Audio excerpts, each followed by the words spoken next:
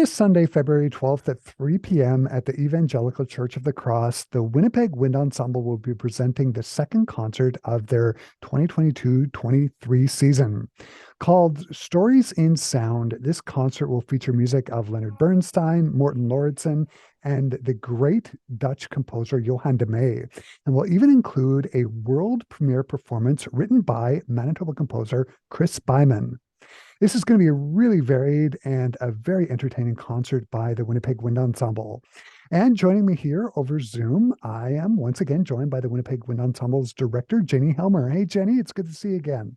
Hi, Chris. Thanks for inviting me. Mhm.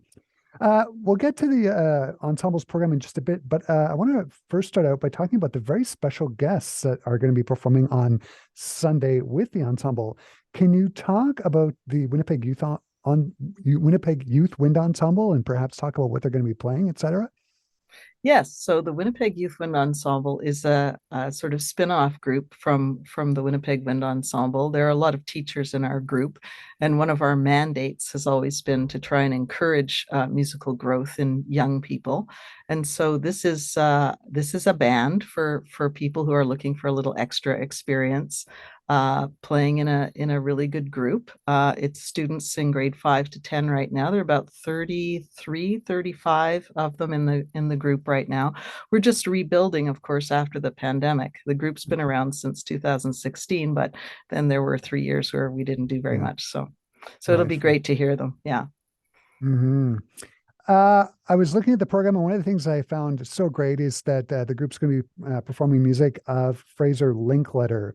For Mhm. anyone who's been through the band system here in Manitoba, myself included, I would call Fraser an icon. He was my band director when I was a student at Brandon University, and he went on to teach for many years at the University of Manitoba. Can you talk a little bit about his pedagogical series of pieces that he's composed with the idea of educating young students? Well, I don't know a lot about them, but Fraser has been very magnanimously making available a lot of arrangements and transcriptions and original compositions for members of the Manitoba Band Association for a number of years now, and uh, and not only full pieces of music like the one that the ensemble will play on Sunday, but also pedagogical materials. Like he did 40 Canadian folk songs written out for every instrument in the band, and he has suggestions for harmonizations or ways that you could use that. So, and it's all free, which is just amazing. He's not trying to Yeah. make any money out of it. It's just he's still a teacher, I think, at his very core. So it's great that Hmm. we have that. Total pedagogue. Yeah. And great Mhm. teacher. Okay. So let's talk about the program. Can you talk about the significance of the title of the concert, Stories in Sound? Well, I struggled with it a little bit, but I wanted to do a concert that featured music that was written for or about pieces of literature. And probably the central piece of the program is The Wind in the Willows by Johann de Meij. Uh, and then, we looked for some other things because there's a really strong correlation between all of the arts. And in fact, we're often encouraged to try to integrate the arts into all areas of our school curriculum, which makes music teachers quite nervous. But the idea is that it gives us more artistic exposure rather than less. So when I got into looking for the repertoire, I found that there were lots of great things that we could do. And I think there's a really varied program. So I'm excited to share it. And one of the pieces that you're going to be doing is a world premiere piece by composer Chris Byman. Chris Byman Mhm. is a member of the ensemble. He's a great clarinet player. What can you tell us about his piece, The Fox and the Rose? Well, it's based on chapter 21 of the Le Petit Prince by Antoine de Saint-Exupéry, where the fox is taming is the translation, but the word is apprivoiser, which is more significant in French. The little prince to sort of take care of his rose and love his rose. So that was what inspired Chris. That's the sort of story behind it. He calls it a tableau vivant. And then musically, it draws on the material from the Pretorius version of Lo, how a rose there blooming. I'm I'm all right with the French pronunciation, not going to go with the German. So that's over to you, Chris. Yeah, yeah. But it's a So really interesting piece. And yeah, nice, nice, nice. Yeah, how could you just like, is it impressionistic? Like, if you had to apply one word to the piece, how would you describe it? one word. Or Um, two or three? Not sure I can do that. It explores the full gamut of dynamics, and yes, it's quite impressionistic in a way, but it one thing that Chris said about it was that it was partly an exercise in getting bands to protect a soloist. So there are a lot of little solos in it that have to be heard above the sound of the group. Lots of very quiet dynamics, and then some really big dynamics as well. Hmm. The Winnipeg Wind Ensemble is performing music by one of my favorite band composers, Johann de May. I know de May through his Lord of the Rings symphony and his Mammoth Earth Symphony, which is just epic. What is the writing like for this piece, Wind in the Willows? Is it full of these wonderful brass chorales that he's so good at writing?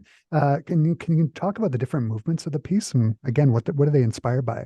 Well, there's certainly lots of that beautiful brass writing. It's in four movements, and the first movement is called The River. So, if you know the story of The Wind in the Willows, Mole leaves his house one day to go exploring, and he gets to the river and he meets his good friend Ratty, and they end up becoming the best of friends and spending lots of time together. But the community of the river is very central to the story. Ratty is a water rat, so he likes to go for little boat rides, and he's really the artist, and Moley is the I don't know, he's more cautious, but they both end up having lots of adventures. So the second movement just describes those two characters. So it's, the adventurous and the more sort of cerebral Mhm. character. And then the third movement is about Mr. Toad. Mr. Toad is a character in the novel that's like everybody's friend who doesn't know when to quit. So he get he's well off. He lives in Toad Hall, and we have of course a toy store Yeah, yeah, here Toad named Hall Toad Toy Hall, Story. Yeah. right? Toad Hall toys. But he spends a lot of money on things, and then he loses interest in them right away. So I won't give away what happens in the third movement, but he Huh. has a little bit of an issue with one of his interests. And then the last movement, he finally returns home. It's called The Return of Ulysses, and they have to go and recover Toad Hall from some stoats and weasels that have moved in. And so it's got that heroic feel, and it ends with a really great, sort of heroic theme. So it's a Mhm. beautiful piece, really nice. Yeah, he's a marvelous composer. I love his music. One of the other interesting pieces on the program is that you're going to be doing music of the American composer Morton Lordson.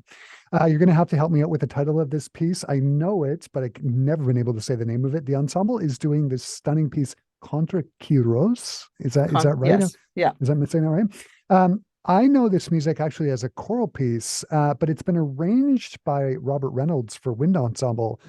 How does it work for wind ensemble? Is it how does it translate? It's actually an almost direct transcription Mm, of of a single verse. Well, no, two verses. It's the whole poem. You can actually write the words to the poem on top and see all of it. But what's interesting with it musically is that you can have two lines of the poem that are happening simultaneously because one instrument group is doing one thing and right. then another instrument group. So the last line is um, basically the gist of the poem is rose is Hmm. characterized. Why do you have these thorns when you only hurt the people that love you?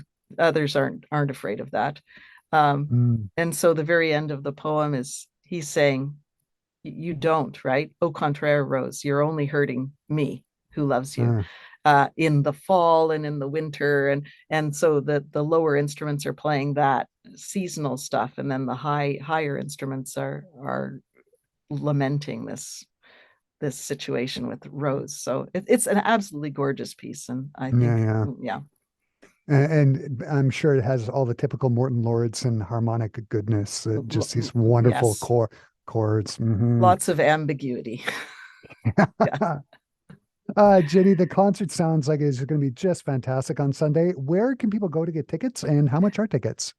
Actually, this time around, we're going to do a sort of donation version instead of having a set ticket price. So it's pay what you think is fair and reasonable, and so no advance ticket sales. People can just come to the church and get their tickets at the door. And here's some wonderful wind ensemble Ab- music. Absolutely. Mhm. Absolutely. Again, I'm sure the concert's going to be great. All the best on Sunday. And Ginny, thanks for taking the time to talk to me today. Thanks. As always, it's always been fun. Great. Thank you very much, Chris.